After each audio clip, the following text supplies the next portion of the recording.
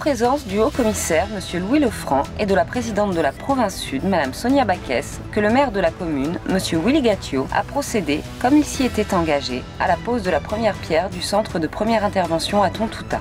Il s'agissait pour nous, la ville de Païta, au travers de ce projet, d'aller au plus près de nos populations. Quand la province sud décide de soutenir une opération, c'est qu'elle correspond à une politique publique qu'on souhaite mener.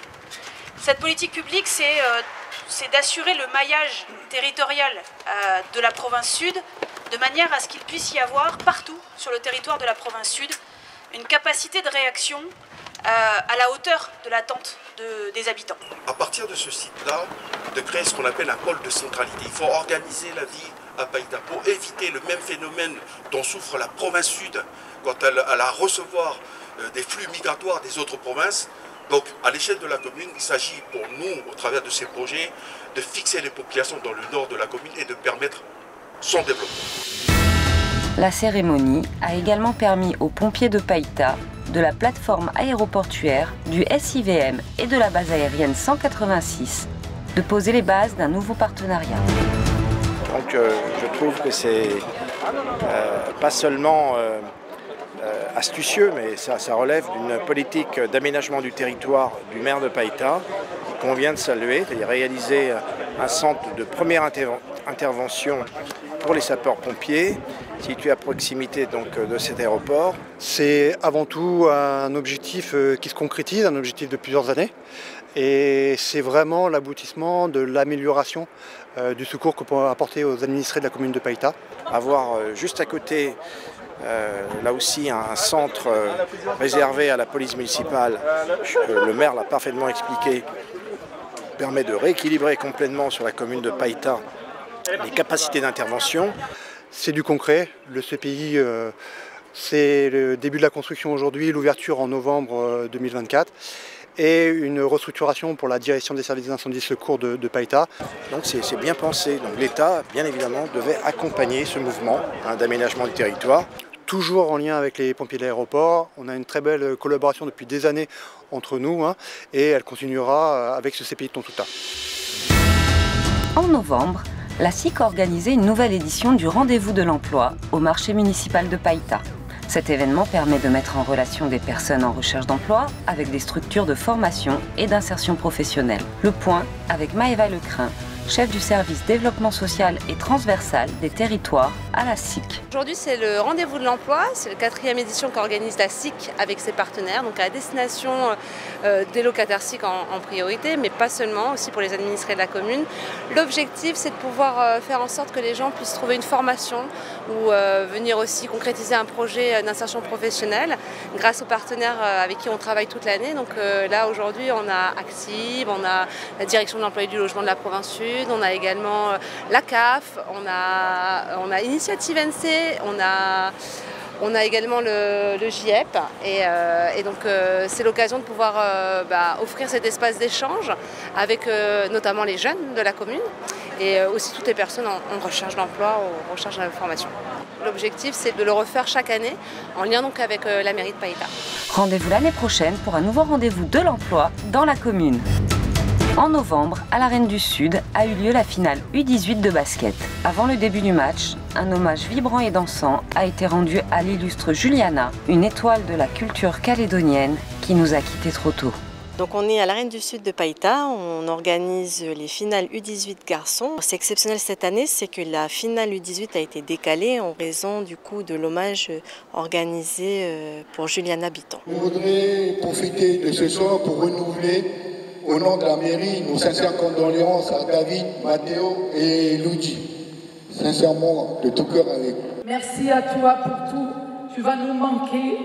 Ton coup de sifflet si unique ce soir résonnera dans nos esprits. Et ce soir-ci, assis, avec humilité et surtout sincérité, tu dirais que le meilleur gagne. Merci Juliana, bon match à vous tous, bon match à toi Mathéo.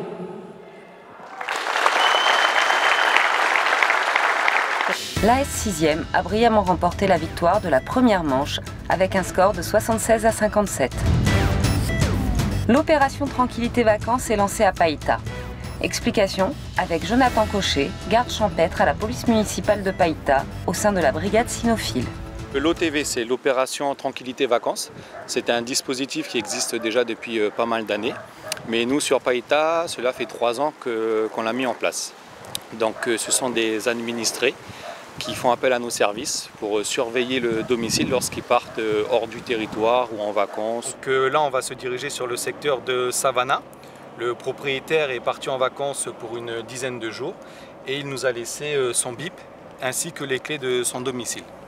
Donc la première des choses, c'est on regarde de l'extérieur si on ne constate rien. Si tout va bien, on fait une pédestre à l'intérieur du domicile en vérifiant si toutes les portes sont bien verrouillées, si les volets roulants sont correctement fermés, s'il n'y a pas eu de dégradation. Et faisant partie de la brigade cynophile, je reste à l'extérieur en proximité du véhicule. Comme ça, s'il y a quoi que ce soit, les collègues peuvent m'aviser à la radio et je peux intervenir assez rapidement avec le chien. Donc si toutefois on arrive sur les lieux et qu'on constate qu'il y a une dégradation ou autre chose, la première chose c'est de sécuriser les lieux et on avise de suite la gendarmerie. À l'issue de ça, les collègues du CSU, eux, ont un contact téléphonique pour pouvoir joindre une personne en urgence ou même l'adresse mail de la propriétaire ou du propriétaire du domicile, pour les aviser de ce qui s'est passé. Donc c'est un dispositif qui est en place toute l'année, il n'y a pas de mois particulier. Donc toute l'année, les administrés peuvent faire appel à nos services avec leur date de départ, leur date de retour. On demande bien entendu un contact téléphonique, une adresse mail s'il y a quoi que ce soit. Et à chaque fois qu'on effectue des passages au domicile des propriétaires, un mail ou un message leur est envoyé pour leur dire ce qu'on a fait. Et jusqu'à ce jour, nous avons des retours positifs de la population. Pour plus d'informations, contactez le 28 81 08. La ville de Païta s'engage dans la semaine européenne de réduction des déchets. Pour cet événement, plusieurs ateliers étaient proposés au sein de la commune. Louise Valin, coordinatrice en action jeunesse, était en charge de l'organisation au marché municipal. On a un petit marché spécial à l'occasion de la semaine européenne de la réduction des déchets qui démarre demain et qui se tiendra sur une semaine. C'est une action qui a lieu chaque année sur tous les territoires européens. Le but, c'est de mettre en avant des actions pour réduire ces déchets, proposer des alternatives. Donc nous, aujourd'hui, on propose un ensemble d'ateliers. Donc on a à la fois le centre d'initiation à l'environnement qui propose un atelier de confection de bijoux à partir de chutes de tissus, de bouteilles et de perles récupérées. Il propose également un atelier de fabrication d'emballages japonais à partir de tissus. On a également Active qui est avec nous, qui propose des sapins en palettes.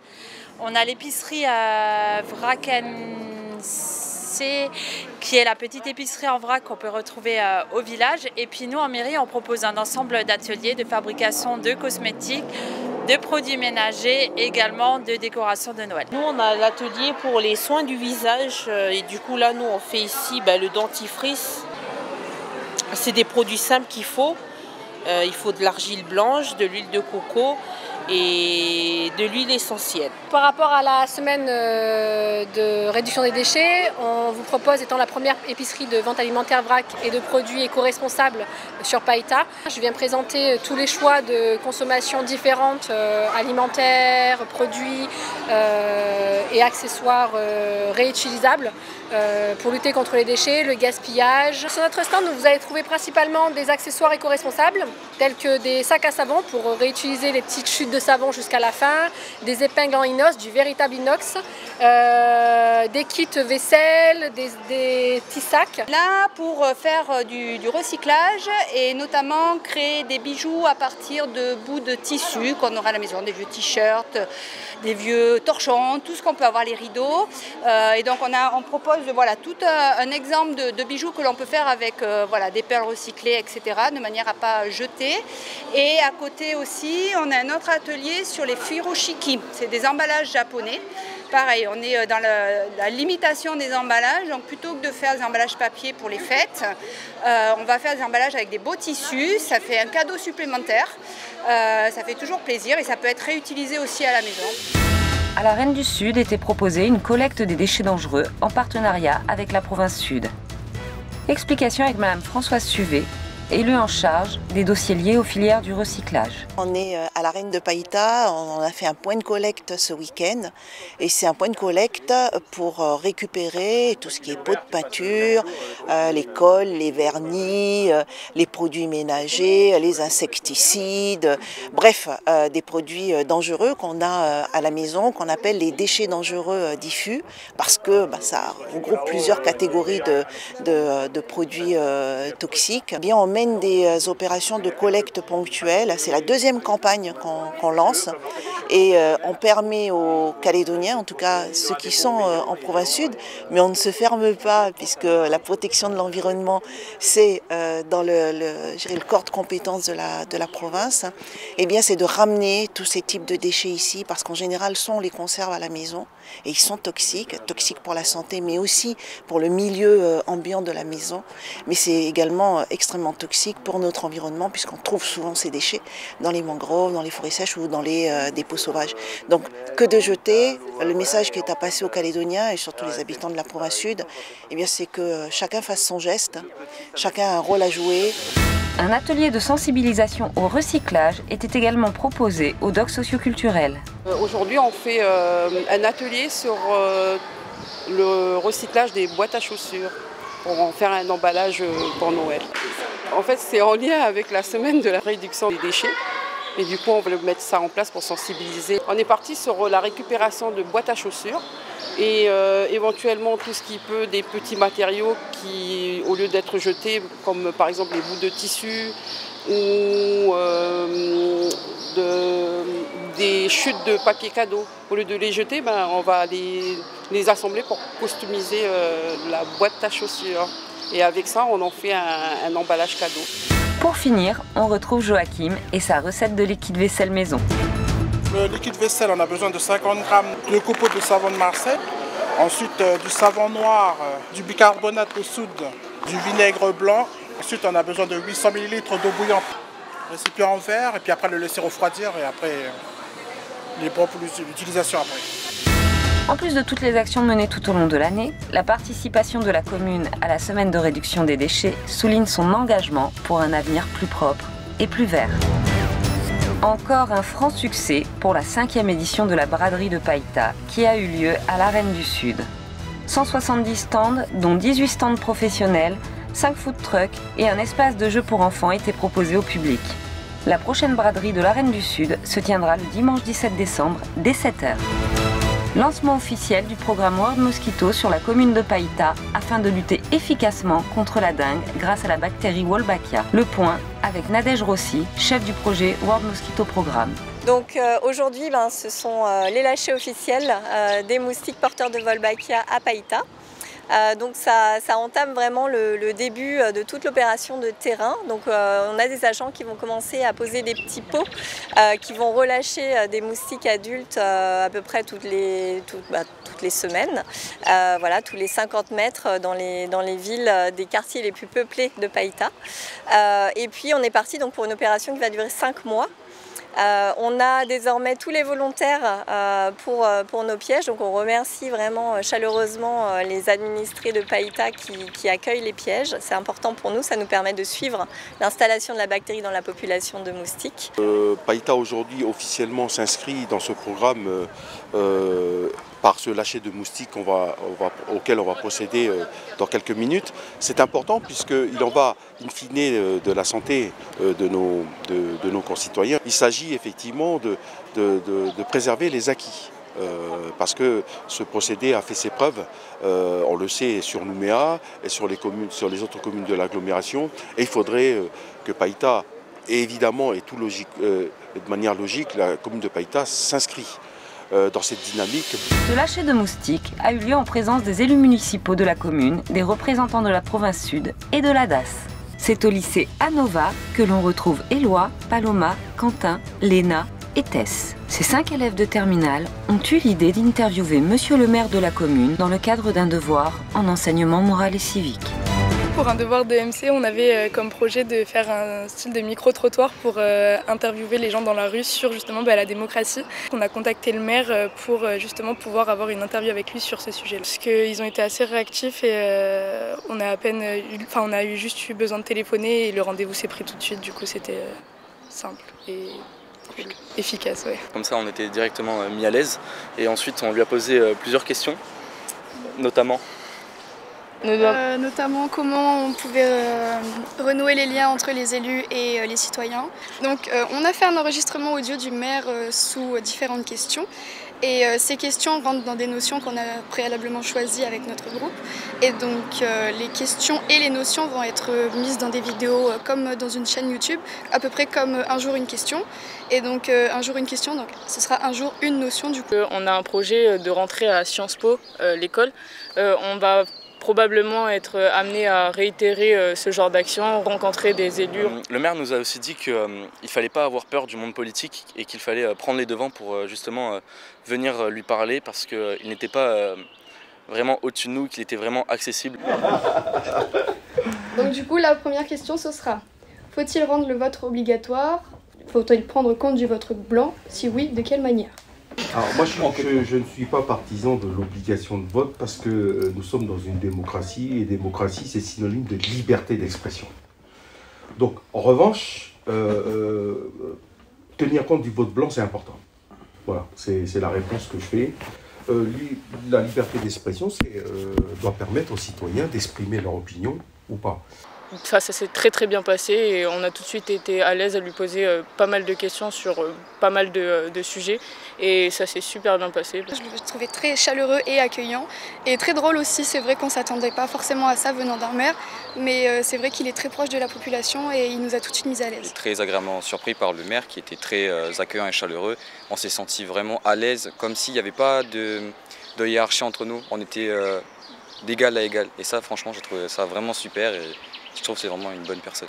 Et on s'est rendu compte que c'était une personne très accueillante et qui nous a bien prouvé justement le but de la démocratie, à ce qu'il n'y ait pas de piédestal entre la population et les élus. Et on a trouvé ça vraiment super. Une expérience enrichissante et encourageante pour ces jeunes lycéens prometteurs. 2 commémorations ont eu lieu en novembre. Le 1er novembre, au carré militaire du cimetière de Païta, en hommage aux anciens combattants morts pour la patrie, et de Maxime Debien, mort au champ d'honneur en Indochine. Sous la présidence du maire de la commune et en présence du haut-commissaire et des autorités civiles, a eu lieu la commémoration du 105e anniversaire de l'armistice de 1918 et le centenaire de la flamme du soldat inconnu.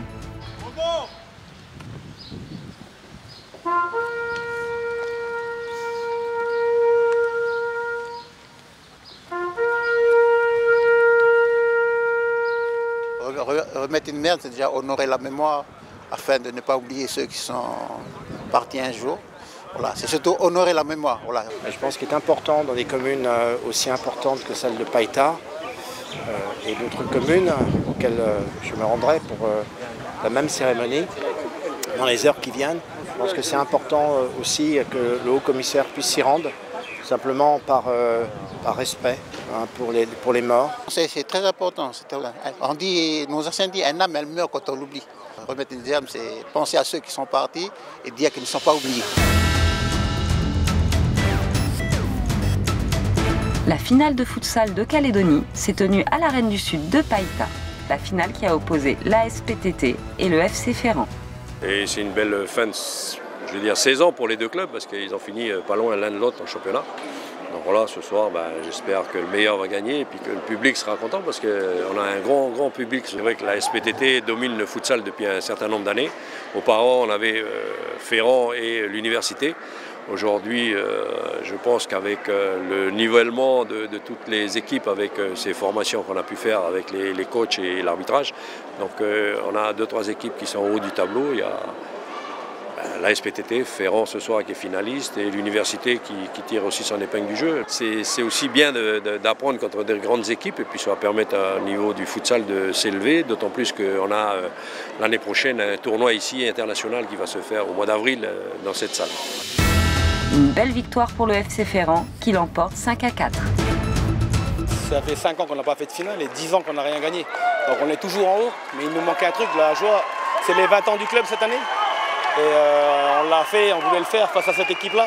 C'est dur, c'est très dur. Donc les gars, ils ont appliqué les consignes tout le match. Je ne suis pas étonné, mais je suis un peu surpris quand même qu'on ait réussi à tenir tout le match. Un petit bilan du match, comment ça s'est passé?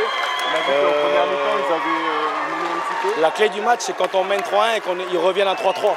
Là, normalement, on plonge. Dans le futsal, en principe, quand tu reviens à 3-3, tu gagnes le match. Et revenir, en plus, ils mènent 4-3, gagner, franchement, je vais féliciter les gars parce que pour gagner un match, quand on est mené comme ça, après avoir mené par 2 buts d'écart, eux, c'est la première fois de l'année qu'ils sont menés par 2 buts d'écart. Donc je crois qu'on la mérite vraiment. La finale du premier papongiste s'est déroulée à l'Arène du Sud de Païta. Plus de 150 finalistes du primaire se sont affrontés. Le concours du petit historien géographe et apprenti citoyen 2023 s'est déroulé au dock socioculturel de Païta.